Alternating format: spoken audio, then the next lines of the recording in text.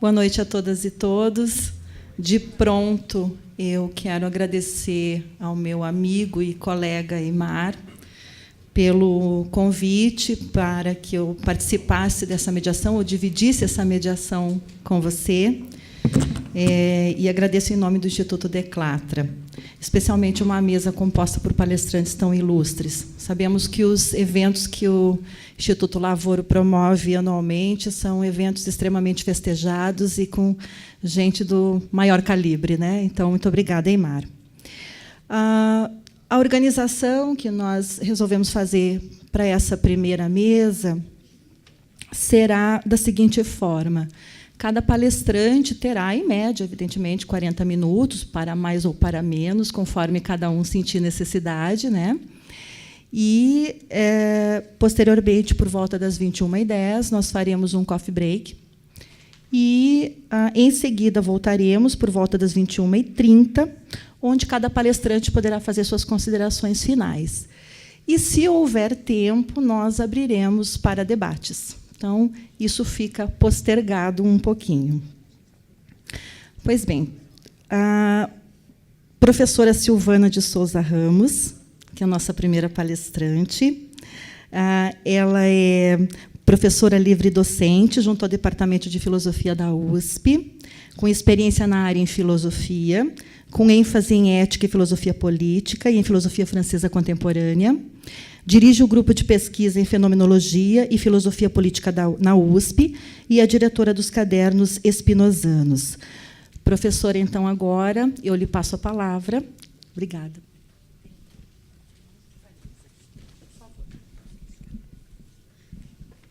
Bom, obrigada. Boa noite a todos e a todas. Queria dizer que é um grande prazer estar aqui e conhecê-los, conhecer o trabalho do Instituto Lavoro, que eu não conhecia. É interessante porque, assim, ano de eleição é ano que gente que estuda política trabalha muito. Então, a gente tem que ficar falando, dando entrevista, explicando o que está acontecendo. E a gente teve uma eleição completamente atípica, né? Assim, eu resumiria dizendo que a gente teve uma eleição em que os dois principais candidatos, um estava na cadeia e o outro no hospital. Então, só isso já resume a anormalidade da situação, não é? Então, isso, num crescente de acontecimentos que vem desde 2013, eu diria que 2013 é um marco, sim, na história, né, recente do Brasil. Desde 2013, a gente vem vivendo um processo de esfacelamento das nossas práticas que a gente vinha acumulando há algum tempo, né? Práticas de conquista de direitos, práticas de ação de movimentos sociais, prática de certa conformação das eleições, práticas educativas, práticas dentro da universidade, práticas teóricas, ou seja, uma série de marcos que a gente tinha para organizar a nossa vida de pensamento e a nossa vida de trabalho e a nossa vida de direitos, uma série de marcos importantes dessas dimensões da nossa vida ruíram. E foi tudo muito rápido. Não é? Foi assim uma experiência de tudo que é sólido se desmancha no ar, literalmente. Né? A gente viu o nosso mundo recente se esfacelando de uma maneira muito inesperada. Então, tem alguns analistas, né, alguns cientistas políticos, que chegam a dizer: dava para prever. Bom, eu acho muito, muito ilusório dizer isso, não é? Retrospectivamente, como diz uma filósofa importante, que é Hannah Arendt, a gente pode dizer que, olhando para trás, havia certas fragilidades que fazem com que a gente entenda o que aconteceu. Mas, se a gente for lá para trás, para 2010, imagina que a gente ia esperar que hoje a gente estaria aqui. Não é? De maneira nenhuma. Acho que nem os mais experientes, nem os mais inteligentes, nem os mais briguentos, ninguém estava preparado para isso. Não é? Não estava preparado para isso. Eu estou falando do ponto de vista de quem faz filosofia, que é um lugar meio complicado, assim, né? Um lugar que tem uma pretensão de trazer universais e que, portanto, acha que enxerga mais alto, né, que os outros. Então, obviamente que esperar isso do filósofo é uma ilusão, mas estar nesse lugar de abstração e ver os acontecimentos históricos é vantajoso, porque você vai olhando, né, aqueles que fazem ciência empírica, você vai vendo os movimentos e, de alguma maneira, essa situação e essa sensação de desconforto e de despreparo diante do que está acontecendo, ela é geral. Eu diria que ela é universal. Ela é, assim, desde os trabalhadores... É claro que, ao mesmo tempo em que há esse desconforto, há toda uma construção de sentido que vai se sedimentando, que meio que vai justificando uma série de coisas e que a gente precisa trabalhar a reflexão e a nossa prática para desfazer esses pseudo-marcos de certeza que vão aparecendo. E eu diria que esses pseudo-marcos de certeza que vão aparecendo, eles incidem exatamente sobre essa articulação entre democracia, trabalho e direitos. Assim, é muito oportuno fazer um seminário, um ciclo de debates a respeito desse assunto. Se a gente pega os principais autores que, na virada do século, né, no século passado especialmente, estou falando de Hannah Arendt, de Claude Lefort, de Castoriadis, de Marilena Chauí, você pegar os grandes pensadores que se dedicaram a pensar a democracia, né? Esses autores sempre vão dizer o que é a democracia. A democracia moderna, né? Estou falando de democracia moderna. Ela aparece no momento em que o trabalho livre aparece, então ela coincide com o amadurecimento das relações de trabalho produzidas pelo capitalismo, mas, ao mesmo tempo, essa democracia ela começa a construir uma nova relação com o direito que permite, de certo modo, uma dinâmica de luta entre capital e trabalho que produza alguma justiça. Não é? Então, a democracia, o Lefort ele faz uma formulação bonita para falar sobre isso. Ele vai dizer a democracia é alguma coisa trágica, porque ela, ao mesmo tempo, a possibilidade de forjar e de lutar por direitos que me protegem, não é, da pura exploração econômica, mas ela sempre tem que estar alerta e em luta com o avanço da exploração pura e simples. Não é? Por isso que ela é trágica, ela é fraturada, é uma luta, é um conflito entre essas duas dimensões. E, claro, que nessas duas dimensões, a dimensão da exploração ela é sempre mais forte. Por isso que a democracia é um trabalho diário, né? Ela é um trabalho... Toda vez que a democracia descansou, vem uma onda de exploração enorme. Né? Então, olhando por aí, realmente a situação que a gente vive é uma situação compreensível. E ela é compreensível pelo seguinte, tem vários autores que recentemente tentam explicar as novas relações de trabalho. Eu estou falando aqui de trabalho no sentido muito amplo, mas eu acho que eu vou dar um exemplo assim, para ajudar. Eu me lembro, recentemente, né, quando começou a discussão sobre a mudança das leis trabalhistas no Brasil. E eu conversei com vários jovens, né, que tinham acabado de sair da universidade e que, portanto, estavam começando a trabalhar como experiência, né, aquele primeiro contrato de estágio. E a maioria deles não tinha nenhuma... Então, é trabalho qualificado, não é? Nenhuma perspectiva em mente de ter um trabalho a curto prazo, um contrato de trabalho de CLT pleno. Então, para eles já estavam formados, eles já vinham da universidade, já estavam no mercado de trabalho dentro de uma realidade que já era de perda de direitos, como uma concretude, como alguma coisa que já foi. Então, para eles dizer, olha, vão tirar os direitos de CLT. Nossa, mas alguém ainda tem isso? Para eles não estavam sentindo que eles estavam perdendo, que eles já tinham sido educados para não ter esses direitos, para achar que isso não era natural, que isso não fazia parte do universo de direitos. Então, eu fico pensando, houve transformações subterrâneas, graduais, de geração em geração, de partes e partes da massa de trabalhadores, né, que essas transformações foram, aos poucos, corroendo a realidade desses direitos para uma quantidade muito grande de trabalhadores.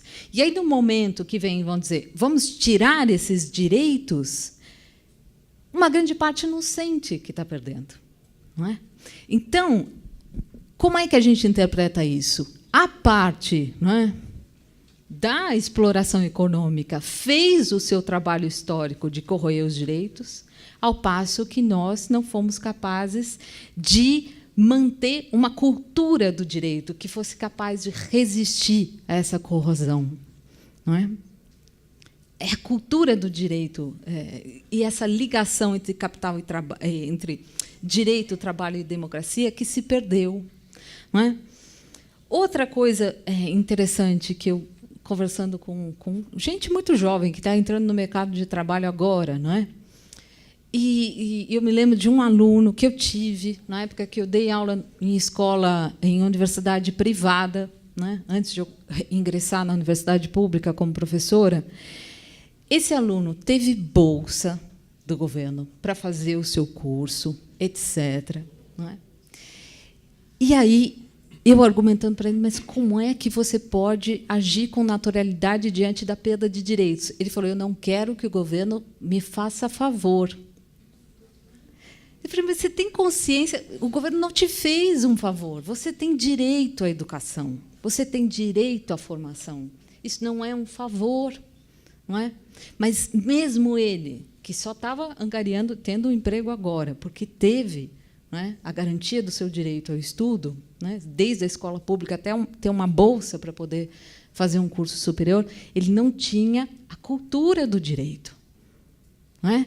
Pelo contrário, psicologicamente, ele tinha uma experiência de dizer, eu não devo nada para ninguém, governo, eu não quero favor. Agora, existe uma diferença brutal entre o que é favor e o que é direito. Não é? E, infelizmente, essa diferença se perdeu. Se perdeu. Não é? É claro que ninguém quer ser ajudado, não é? No sentido de dever favor para ninguém. Ninguém quer isso. Isso, do ponto de vista ético, é incômodo. Mas o problema político se forma quando alguma coisa que é direito aparece como favor. Não é? Então, estou dizendo isso porque a gente vê que a discussão sobre o trabalho, a gente poderia fazer uma discussão sobre o trabalho, e eu imagino que aqui tem gente muito mais qualificada do que eu para fazer isso. Em primeiro lugar, para fazer um histórico do trabalho e mostrar quanto as relações de trabalho se transformaram. Até aí, tudo bem, porque o universo da produção muda, porque os conhecimentos mudam, etc. É natural que a experiência do trabalho também se transforme. Né? O mundo continua em movimento. O trabalhador do século XIX, o trabalhador que o Marx analisou, não é o trabalhador de hoje. Né? O capitalismo é outro e a democracia também. Porém, né, a despeito dessas transformações históricas, a despeito de tudo que de novo aparece, não é?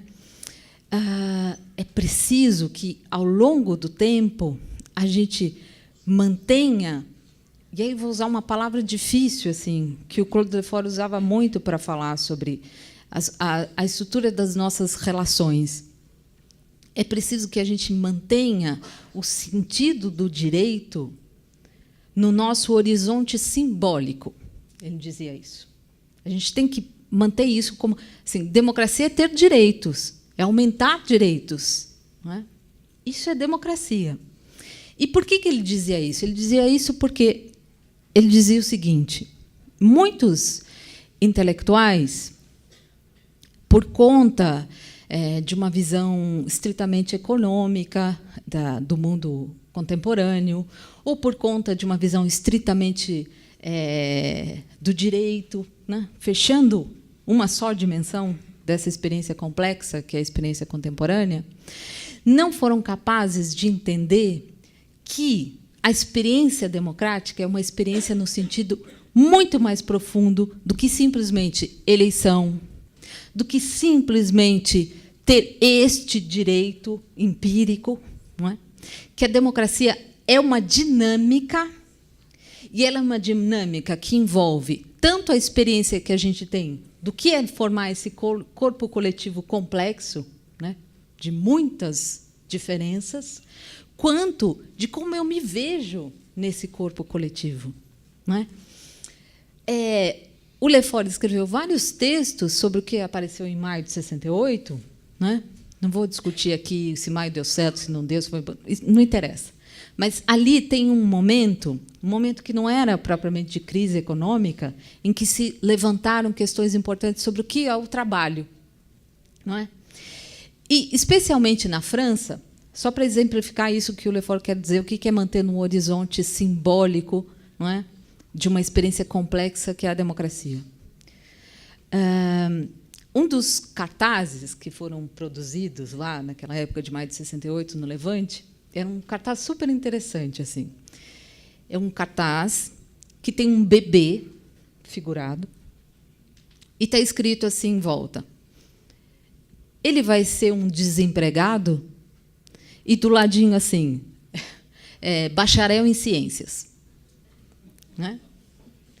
E aí é super interessante, porque a pergunta é sobre desemprego, é uma pergunta bem empírica, né? Será que ele vai ter trabalho, não é? Será que com esse diploma ele vai conseguir ser absorvido, não é? Ter uma vida digna, etc.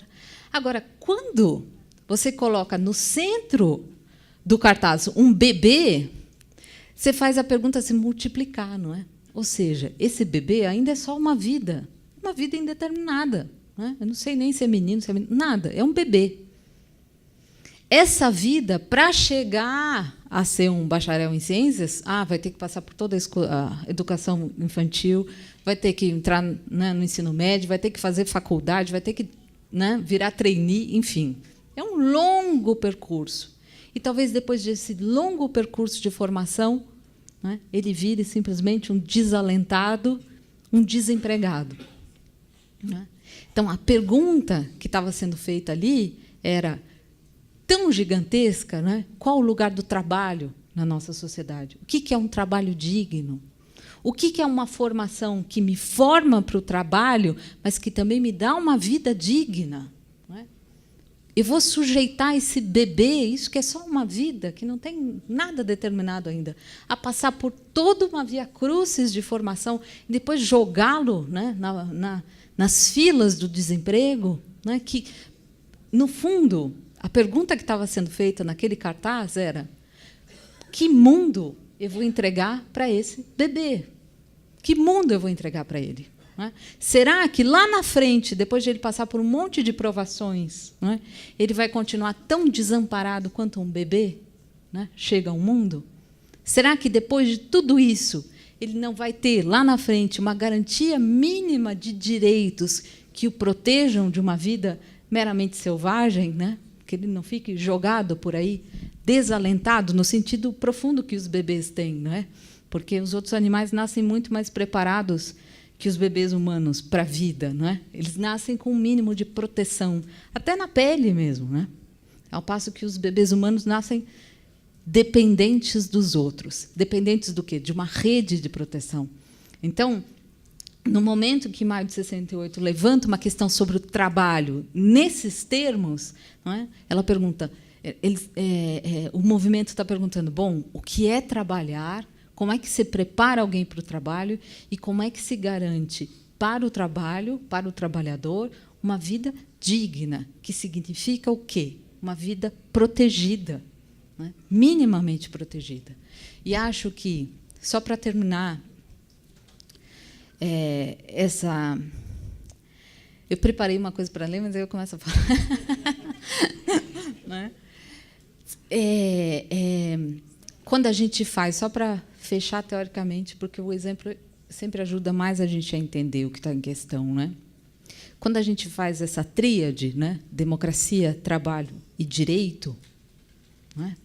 Democracia, trabalho e direito, primeiro a gente se obriga a pensar de maneira pluridisciplinar e transdisciplinar. Né? Não adianta ficar só no direito, mas também não adianta ficar fazendo teorias da democracia, né, lá na biblioteca, que também não vai adiantar nada.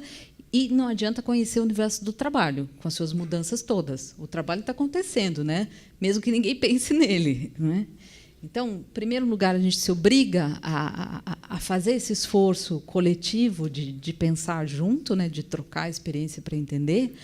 Mas acho que, mais que isso, a gente se obriga a fazer uma coisa que um outro autor, que também teve muita influência de Maio de 68, que é o Herbert Marcuse, né? Pensou, assim, estou pegando o autor mais utópico que vocês possam imaginar. Não estou dizendo que ele é o mais importante, mas porque ele para o nosso contexto aqui, ele diz coisas importantes. Ele diz assim, uma das coisas mais interessantes do capitalismo avançado é esse paradoxo que ele produz. Ele diz, vários momentos da história, né? Na modernidade, se pensou o seguinte, olha, pode ser que, em algum momento, a gente consiga liberar a humanidade do trabalho enquanto aquilo que nos castiga, aquilo que faz a nossa vida ligada à necessidade, né? Aquilo que a gente é obrigado a fazer para sobreviver, já que a natureza não é benfazeja com os homens, ela não dá pronto. Né? Ele tem que ir lá e trabalhar, tem que transformar a natureza e criar o seu mundo. Então, durante muito tempo, se pensou nessa possibilidade, até quando os homens têm que se submeter ao trabalho e às necessidades para sobreviver. E com o progresso técnico, especialmente no século XX, que você tem um boom de progresso técnico das ciências, das tecnologias, se tornou possível imaginar um mundo em que os homens e mulheres fossem libertos dos trabalhos, pelo menos daquele trabalho, não é, do labor mais ligado ao esforço físico, meramente falando. E que fosse possível delegar esse trabalho às máquinas, não é? Construtos técnicos que realizassem esse trabalho, e que a gente pudesse trabalhar para quê? Para ter uma vida feliz. E que, finalmente, a gente pudesse pensar não no direito à comida, ou seja, naquilo que devia estar garantido já, porque a gente já tem condições técnicas para isso. Né? E a gente pudesse, então, tudo bem, agora a gente está resolvido, ninguém passa fome, a gente vai fazer o quê? Pensar como a gente pode ter uma vida feliz. Né? Como realizar as nossas potencialidades mentais, intelectuais, artísticas, etc., e não nos submetermos mais às necessidades básicas. Né? Ora, o que aconteceu no século XX? Esse século absurdo, né? Em que se tinha em mãos todo esse progresso técnico. Foram feitas as piores guerras, foram produzidos os mais venenosos agrotóxicos, foram destruídas as mais importantes florestas. Então, o progresso técnico ele foi usado, né, para destruição e não para a criação de um mundo liberto do trabalho e voltado para a felicidade. Ele diz, então, se a gente vai fazer uma reflexão sobre o trabalho, não é? A gente tem que, sim, lutar para garantir que a humanidade seja liberta do trabalho daquilo que já pode ser feito tecnicamente. Então, isso deve ser uma luta, mas não se deve perder de vista que a humanidade já tem condições materiais para construir um universo em que a felicidade é um direito. Não é? Isso a gente não pode perder de vista. Bom, de certo modo, aquele cartaz lá de maio de 68, em que pergunta esse bebê ele vai ser só um desempregado, não é? Ele repõe essa pergunta. Não é? Ser humano digno é, sim, ter condições de trabalho dignas para poder ter uma vida além do trabalho. Não é? Além do trabalho. Além do trabalho ligado simplesmente à necessidade, né? À garantia das nossas, da satisfação daquilo que é necessário. O que aí sim chegamos na democracia, né? Porque a democracia ela é não só o reino da necessidade, mas ela é o reino da liberdade. E os homens são livres, os homens e as mulheres, quando eles conseguem manejar a necessidade para abrir tempo e espaço para o exercício da liberdade. Obrigada.